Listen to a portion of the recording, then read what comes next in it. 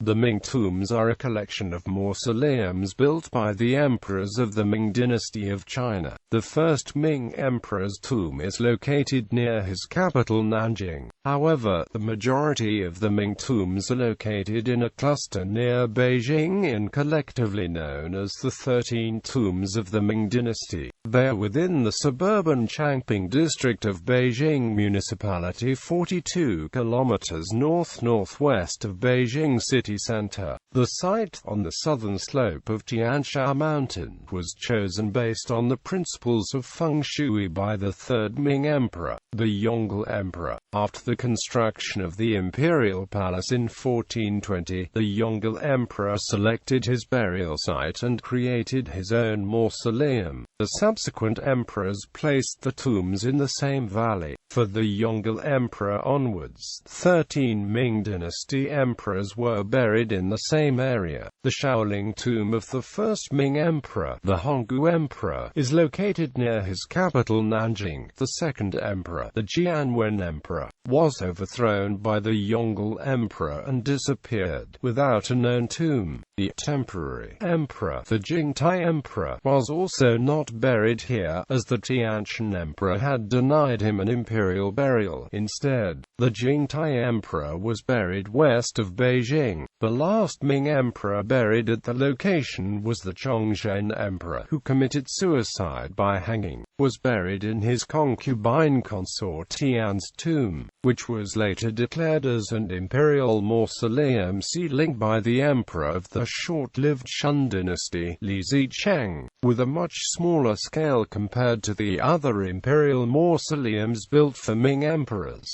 During the Ming dynasty, the tombs were off-limits to commoners, but in 1644 Li Zicheng's army ransacked and set many of the tombs on fire before advancing and capturing Beijing in April of that year. In 1725, the Yongzheng emperor of the Qing dynasty bestowed the hereditary title of Marquis on a descendant of the Ming dynasty imperial family, Zhou Jiliang, who received a salary from the Qing government and whose duty was to perform rituals at the Ming tombs, and was also inducted the Chinese plain white banner in the 8 banners. Later, the Qianlong emperor bestowed the title Marquis of Extended Grace posthumously on Zhou Jiliang in 1750, and the title passed on through 12 generations of Ming descendants until the end of the Qing dynasty. Presently, the Ming tombs are designated as one of the components of the World Heritage Site, the imperial tombs of the Ming and Qing dynasties,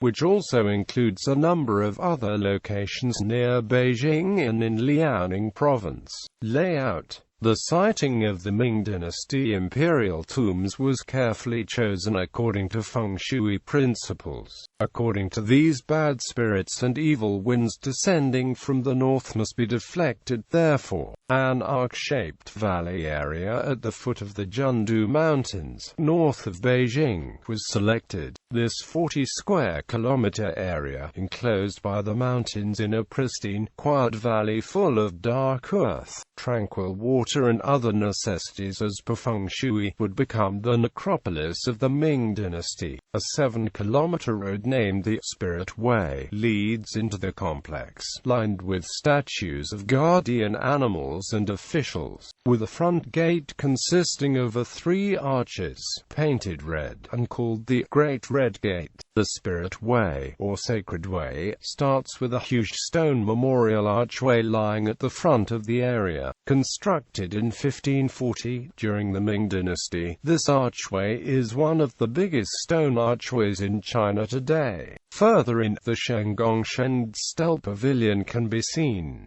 Inside it, there is a 50-ton stone statue of Bixi carrying a memorial tablet. This was added during the Qing dynasty and was not part of the original Ming layout. 4 white marble haobao are positioned at each corner of the Stele Pavilion.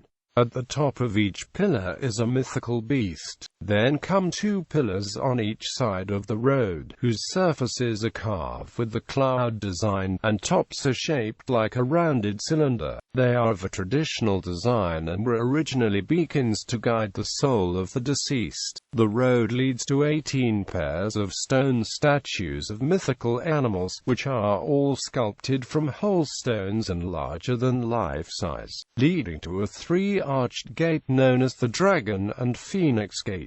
At present, only 3 tombs are open to the public. There have been no excavations since 1989, but plans for new archaeological research and further opening of tombs have circulated. They can be seen on Google Earth. Changling, the largest, Dingling, whose underground palace has been excavated, and Zhaoling. The Ming tombs were listed as a UNESCO World Heritage Site in August 2003. They were listed along with other tombs under the Imperial Tombs of the Ming and Qing dynasties designation. List of the Imperial Tombs.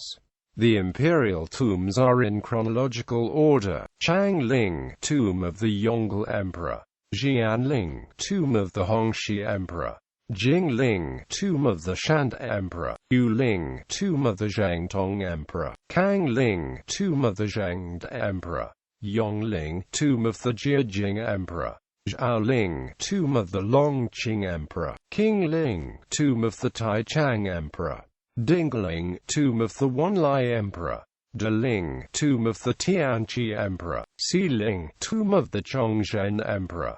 The Ming emperors not buried in one of the 13 tombs are Honggu Emperor, Kang Emperor, Jianwen Emperor, Jingtai Emperor, and Xian Emperor. Excavation of Dingling Tomb. Dingling, one of the tombs at the 13 tombs of the Ming Dynasty site, is the tomb of the Wanlai Emperor. It is the only Ming tomb to have been excavated. It also remains the only intact imperial tomb of any era to have been excavated since the founding of the People's Republic of China, a situation that is almost a direct result of the fate that befell Dingling and its contents after the excavation. The excavation of Dingling began in 1956, after a group of prominent scholars led by Guo Moruo and Wu Han began advocating the excavation of Changling, the tomb of the Yongle Emperor, the largest and oldest of the Ming tombs near Beijing. Despite winning approval from Premier Zhou Enlai, this plan was vetoed by archaeologists because of the importance and public profile of Changling. Instead, Dingling, the third largest of the Ming tombs, was selected as a trial site in preparation for the excavation of Changling. Excavation completed in 1957, and a museum was established in 1959.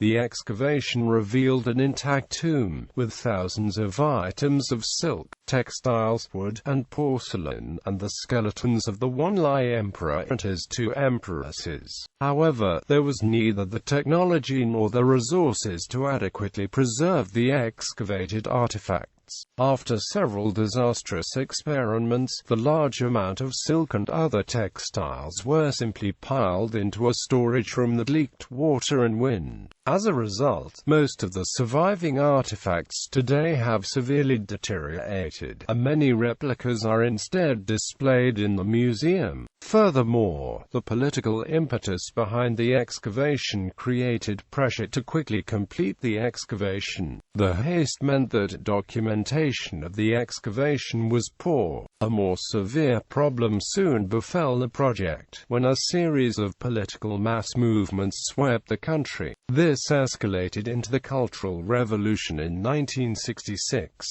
For the next 10 years, all archaeological work was stopped. Wu Han, one of the key advocates of the project, became the first major target of the Cultural Revolution and was denounced, and died in jail in 1969.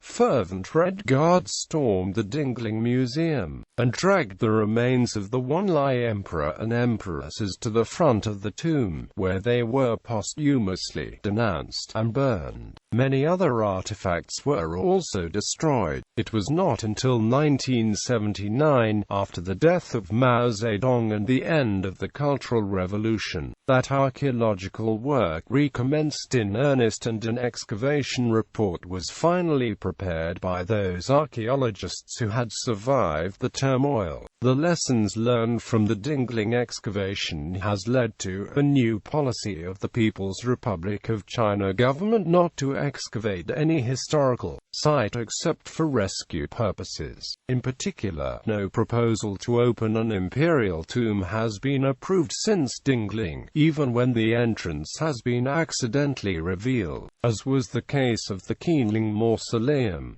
The original plan, to use Dingling as a trial site for the excavation of Changping, was abandoned. Images.